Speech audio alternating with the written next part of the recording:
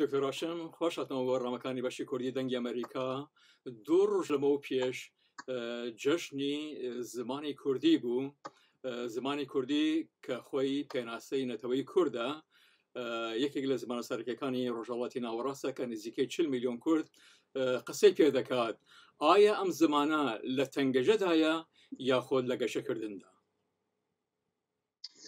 بەڵێ سپاس کاکزانی، وەک فەرمووت دوو ڕۆژ پێش ئەم جەژنە بوو و هەرچەند دوو ڕۆژ گوزەراوە، بەڵام پیرۆز بێ لە هەمووانەی بە زمانی کوردی قسە دەکەن لە هەموو بەشەکانی کوردستان و لە دەرەوەی کوردستان. ڕاستیەکەی ئەم پرسیارە چەند لایەنی هەیە، ئەوەی کە تەنگەژە چییە، زمانی لە تەنگەژەدا لە قەیراندا چییە، زمانێکە لە حاڵی کەشەدایە چییە. بە شێوەیەکی گشتی دەتوانم بڵام هەلومەرجی زمانی کوردی بە نیسبەتی ڕابردوو هەلومەرجێکی لەبارترە بۆ لایەنی گەشەکردنی، بەڵام هەر ئەم بڵین پێناسەیە ئەم خۆشببینیە هەناوی خۆیدا زۆر ڕەشببینیش هەڵدەگرێەوە. من بۆ خۆم لەو کەسانم کە بۆچوونێکی وام هەیە سەرەڕای و دەستکەوتنی هێندێک ئیمکانات دوو سێ دەی ڕابردوودا لە هەموو بەشەکانی کوردستان هێشتا بە جۆرەی پێویست بیر لە لایەنە جۆراجۆرەکانی کەشەپێدانی زمانی کوردی نەکراوەتەوە. دکتۆر، کورد لە نیوان 4 وڵاتە دابش کراوە، وەکو پێناسە دەکرێن وڵاتانی شۆفەنیست و ڕەگەزپەرست. تا چەند بوونی فەرمانڕەواییکی سربەخۆ کاریگەری هەیە لەسەر گەشەکردنی زمان؟ ئەوەی ڕاستی بێ پرسی زمان بە تایبەتی لە جوغرافیای ڕۆژهەڵاتی ناوەڕاستدا لە 100 ساڵی ڕابردوودا و لە ئێستاشدا پرسێکی 100% گیرێدراوی سیاست و هەلومەرجی سیاسی. لەبەرەوە نەبوونی نەریتی دموکراتیک، نەبوونی ڕێزگرتن لە پرسی ماف و بە تایبەتی مافە دموکراتیکەکان کە مافی زمانی و پەروەردەی زمانی یەک لە هەرە مافە ڕەوا و بڵین چەسپێنراوەکانە، وا دەکات کە مرۆڤ بیر لە ئەوە بکاتەوە کە لە دەرەوەی ئەم سیستمانە دەبی بیر لە چارەنووسی زمانەکەکان بکرێتەوە. لە هەلومەرجی ئێستادا و لە هەلومەرجی 100 ساڵی ڕابردوودا ئەوە نیشان درراوە کە ئەم سیستمانە وەڵام دەرەوەی تەمرین و ممارسەی مافی زمانی نەبوونە و ئێستاشدا نین. دکتۆر، هەرێمی کوردستان ئەوە نزیکەی 25-30 ساڵە فەرمانڕاوەیەکە و خۆی بەڕێوە دەبات. تا چەند زمانی کوردی لە وەشەی کوردستان گەشەی سندووە؟ ئەوەی ڕاستی بێ لە سێدەی ڕابردوودا بە زۆر هۆکاری کۆمەڵایەتی سیاسی دەستکەوتی کولتوری زمانی کوردی لە ئاستی چەندایەتیدا یەکجار پەرەیگرتووە. یعنی هەر ئەوەی کە لە سەرتاپای بڵین کوردستان، هەرێمی کوردستان خوێندن بە زمانی کوردیە و چەندان زانکۆ هەن بە زمانی کوردی دەرس دەخوێنن، پەروەردە بە شێوەیەکی گشتی لە ئاستی خوارەوە لە باخچەی ساوایان ڕاهتاک و دواناوەندی هەر بە کوردیە. ئەمە دەستکەوتێکی گەورەیە، ئەمە ڕووکەشی بڵین خەریتە و نەخشەی پەروەردەیە لە باشووری کوردستان. بەڵام لە هەناوی ئەم دەستکەوتانەدا و لە ئەو پێشکەوتنانەی لەم سێدەی ڕابردوودا هاتوونەتە ئاراوە، یەکجار پاشەکشەش و یەکجار نەهامەتی و بڵین بێبایقدان بە زمانی کوردی لە ئارادا بۆ هەیە، چ لە ئاستی پەروەردەدا، چ لە ئاستی بێبەرنامەیی سەرانسەری بۆ ئاسۆیەکی ڕووناکتر بۆ زمانی کوردی کە کوڕی زۆر زۆر دەبیندرێ و مرۆڤ دەکرێت بە درێژخایەنی بە وردی باسی بکە. زۆر ئینازانی هەرێمی کوردستان خاوەنی بلیۆنەها دۆلارە لە داهاتی نەوت. خەڵکە و پرسیارە دەکەن ئاخوو لەم بلیۆنەها دۆلارە چیان کردووە بۆ هەڵدانەکان لە ڕووی زمانی کوردیەوە، نووسینێکی هاوبەش، ئەنسیکلۆپیادی کوردی و یاخود فەرهەنگێکی کوردی لەسەر گوگڵ. ڕاستیکەی ئەوەیە کە ئەم دەرفەتانە، ئەم چارەسەریانە، ئەم پێشنیارانەیە، ئەم خاڵانی کە جەناب لە پرسیارەکەدا باسکردن هەر بە پارە جێبەجێ نابن. ئەوانە تێگەیشتنێکی استراتێژیک و قوڵی فەلسەفی و جیهابینیان لەمەڕ زمان دەبێت. یعنی تۆ دەبی استراتێژیەکی دیاریکراوت لەسەر گرنگی زمان هەم بۆ تاک هەم بۆ نەتەوە هەبێ و بە جۆرەی ئەم تێبینی و ئەم تێهەڵان بڵین تێگەیشتنە لە گرنگی زمان بەرەوپیلی ئالنگارەکانی بچین ئەوەی کە لە کوردستان کراوە دەکرێت هەنگاوی زۆر پۆزیتیڤ و ئەرێنی هەن بەڵام لە جۆرەی ئیمکاناتێک کە لەوێ هەیە و لە جۆرەی ئەو هەوڵدانە چەندەیەی کە لە باشووری کوردستان و لە سەرتاسەری کوردستان بۆ وەدەستێنانی مافی زمانی و هەروەردە بە زمانی کوردی کراوە و ئەو هەموو بڵین قوربانی کە دراوە نییە دەستکەوتەکان لەو ئاستی دانین و زۆر خاڵی نگاتیڤ و نەرێنی لە ئاستی پەرەپێنەدانی پتانسیێلی سەرەکی زمانی کوردی لە ئارادا هەیە. بۆنی زارەوە جیاوازەکان ئایا زمانەکەی دۆڵەمەند کردووە و یاخود ئاستەنگێک بووە لە بەرامبەر بەرەوە پێشەوە چوونی؟ سەرەڕایەوەی کە ئێمە چۆن چاو لە پەیوەندی زاراوەکان لەگەڵ یەکتر بکەین و سەرڕای ئەوەی کە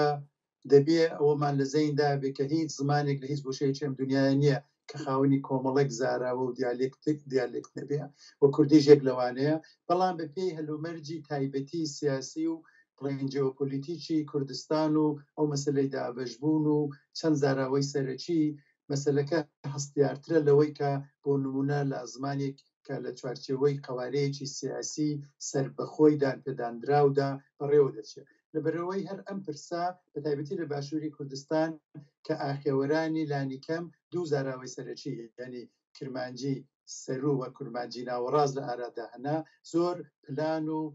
تێپکرین و پلانداڕێژی زیاتری دەوێت کە بەداخەوە تا ئێستا ئەو جورەکە شایستە و بایستەیە نەکراوە. میدیا ئامرازێکی زۆر بەهێزە جا تەلەڤیزیۆن، رادیۆ، تۆڕەکۆمەڵایەتەکان و یاخود مەڵپەڕەکان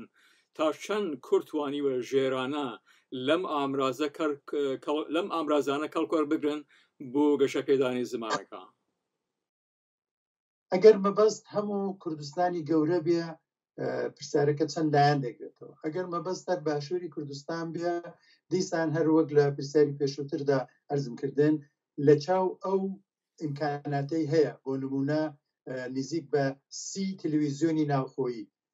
چەندین تەلەڤیزیۆنی ساتەلایت و سەرانسەری خاوەنڕایان ئەوانەی کە پرۆگرامەکانی ئەم تەلەڤیزیۆنانە دەمەشێنن دەیشۆپێنن چاوی لێ دەکەن هەڵی دەسەنجێنن لە ئەدا و کردەی ئەم مەسمێدیای کوردیە ڕازی نین هەم لەبەر نەبوونی پسپۆڕی لە دەکارهێنانی زماندا هەمیش لەبەر ئەوەی کە ئەو استراتێژیەی کە دەبی هەبێ و نییە و هەوڵی مێدیا بۆ وەدیهێنان و گۆژدانی هێزەکانی کە لە کوردستاندا هەن هێزی ڕۆشنبیری و هێزی زمانی و هێزی کولتوری ئەوەش یەکێک لە کەماسیەکانەکە میدیای کوردی وەڵامدەری نەبووەوە. چین ئەو ڕێکارانەی کە شارەزایانی زمانی کوردی دەبی لە بەری بگرن بۆ گەشەپێدانی ئەم زمانە دەبی زۆر شت بکرێ مەسەلا بەس هەڵوێست و کاری شارەزایانی زمانە زمانزانانی کورد نییە بەڵکو ئەوەی کە هەیە پەیوەندێکی ڕاستەوخۆی بەدەسەڵاتی سیاسیەوە هەیە یعنی لە باشووری کوردستان ئێمە زۆر دەبیستین لەسەر سیاسەت و بودجە و دەنگهێنانەوە و پارلمان و ئەوانە دمەقاڵە هەیە لەسەر زمانیش و کارکردی زمانیش ئەو دمەقاڵانە لێر و لەوێ هەبوونە بەڵام لایەنی دەرەکی ئەوانە ئەوەی کە چەندە ڕووناچی وەردەگرن لە باسی گشتی و بڵین خۆتیال قوتاندنی ڕووناکبیران و کەسانێک کە زمان پرسی سەرەکیانە چ لە نووسین و چ لە دەکارهێنانی بڵین ڕۆژانەدا لە خوێندنگەکان و قوتابخانەکاندا ئەم باسەک بە کەمتری دەبیندرێت یعنی سیاسەتی زمانی لە باشووری کوردستان یەک لەو بارانەیە کە کەمترین باسی لەسەر دەکرێت ئەگەرچ یەک لە هەرە باسە سەرەکی و گرنگەکانە لە کۆمەلگادا شارەزایانی زمانی کوردی هەر بەو پێکە لە وڵاتانەدا دەژیان نەکرد زمانی ئەو وڵاتانە فێر دەبن بەڵکو چەندین زمانی تر تا چەند پێویستەوە گرنگە دەبێ بەڕادەیەکی زۆر شارەزاییان لە زمانە لە زاراوەکانی تری کوردی هەبێ و یاخۆ دەستن فێری زاراوەکانی تر بن. من کاکجانی لە هەلومەرجی ئێستادا پرسی زاراوەکانی کوردیم هێندە پێ پرسێکی بڵین هەژێنەر نییە ینی پرسێک نییە ڕێگر بێ لە کەشەی زمانی کوردی ڕاستەکەی ئەوەیە لە هەلومەرجی ئێستادا لانیکەم دوو زاراوەی سەرەکی کوردی کرمانجی ناوەڕاست و کرمانجی سەرو هاوتەریب لەگەڵێک بوون بە خاوەنی دوو ستانداردی بەرچاو یعنی تۆ لە بەشەکانی دیکەی کوردستانش بۆ نمونە لە باکوور یا لە ڕۆژاوای کوردستان چاو لێ بکەی مێدیا و نووسین و بڵاوکراوە و دەستگاکانی پەخشی کتێب زۆر بەباشی کار دەکەن کەم و زۆر بەڕستمەوەیە و ستانداردی تایبەتی خۆیان هەیە ئەگەرچی گرفتەکانی خۆشیان هەیە لەباری ڕێنووس و لەباری تەنانەت گرامێر و ڕێزمان و ئەوانەدا بەڵام هەر بەم چەشنەش لە باشووری کوردستان هەبوونی هەردوو زاراوە ڕێگیری هیچ شتێکی سەیر و سەبەرە نەبوو ئەم بۆچونەی کە پێی وایە ئەم هەبوونە بڵین چەندەیە پرەیە ڕێگرە لە گەشەی زمانی کوردی بە باوەڕی من بۆچونێکی بڵین بەرچاوتەنگانەیە و دەکرێ مرۆڤ وا فکر بکاتەوە پلانی وا دابنێ کە ئاخێوەرانی زمانی کوردی لە جۆغرافیای کوردستاندا بە پلانێکی تۆکمەی ڕێکوپێک ئەگەر بۆ نمونە من بە کرمانجی ناوەڕاست قسە دەکەم ئاستێک لە زانینی کرمانجی سەروشم هەبێ یا بە پێچەوانە و لە تەنیشتەوانەدا فێربوونی زمانگەلی بڵین کە لە ناوچی خۆماندا هەن چ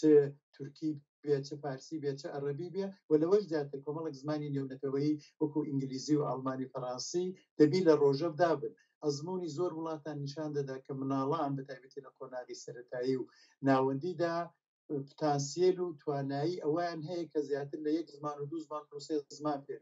من لە وڵاتی سوێد دەژیم زۆربەی خوێندکارانی بڵین ناوەندی قۆناغی ناوەندی سێ زمان زۆر بە جوانی فێر دەبن و لە ژیانی خۆیاندا کەڵکی لێوە دەگرن من پێم وایە لە ڕۆژهەڵاتی وڵین جیهانیشدا کە ڕۆژهەڵاتی ناوەڕاست بەشێک لەوان بێ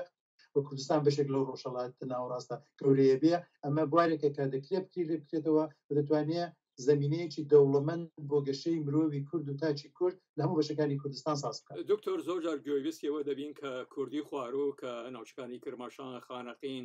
ئیلام و لۆڕستان دەگرێتەوە هەروەها هەورامی و گۆرانی پشتگوێ خراون چی دەبی بکرێت بۆی هاوسەنگی دروست ببێت لە نیوان ئەم زاراوانە ئەمە پێویستی بە لێکۆڵینەوە و بڵین کاری مەیدانی زۆرە یعنی لە ئەم ناوچانە بەداخەوە ڕوتی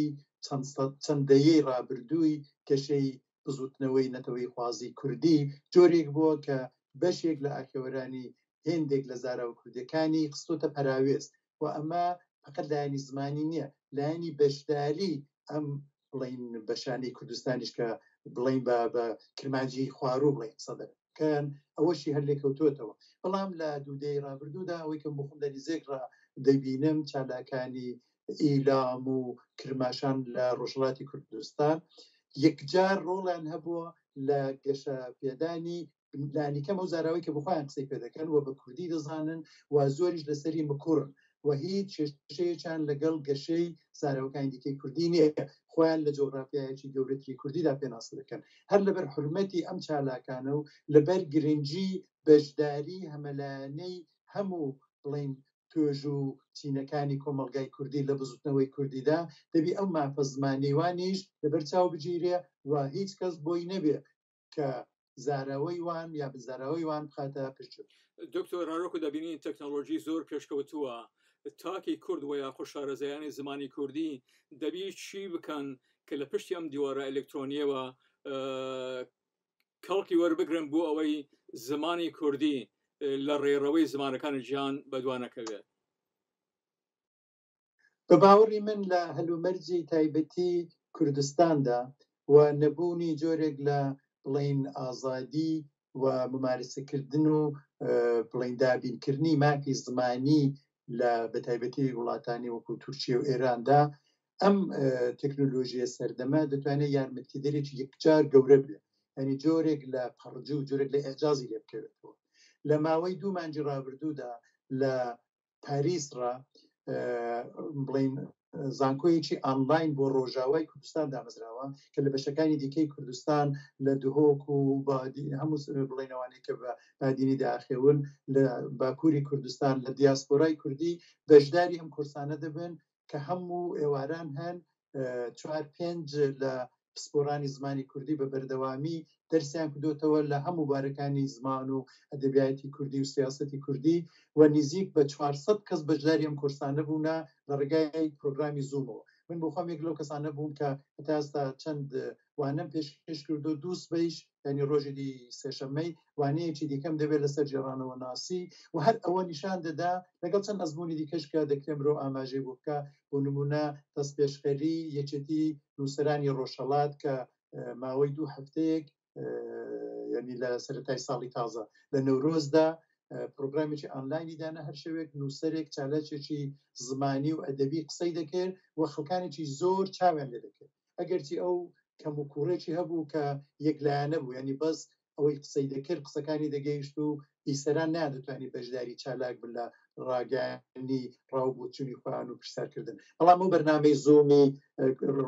بڵین زانکۆی ئۆنلاینی ڕۆژاوا کە لە پاریسەوە دکتۆر سەیدۆ ئایدوغان بەڕێوەی دەبا هەموو خوێندکارەکان ئێستا هەموو ئێواران کە هاتوونەتە کۆناگێکی کە دەدە و 15 پلانەکانی خۆیان بۆ لێکۆڵینەوە لە ئاەندە پێشکەش دەکەن بەم جۆرە دەتوانین بکەنەوە بکەینەوە کە لە نەبوونی ئازادی سیاسی و دەرەتانی بڵین ممارسەکردنی مافی زمانی کوردی ئەم تەکنۆلۆژیە دەتوانێت لە خزمەتی وەدیهێنانی و ئامانجە تا ڕادەیەکی زۆردا هەبێت. دکتۆر هاشم ئەحمەدزادە نووسەر لێکۆڵەر و مامۆستای زانکۆ زۆر سپاس. سپاس بۆ ئێوە کاک جان.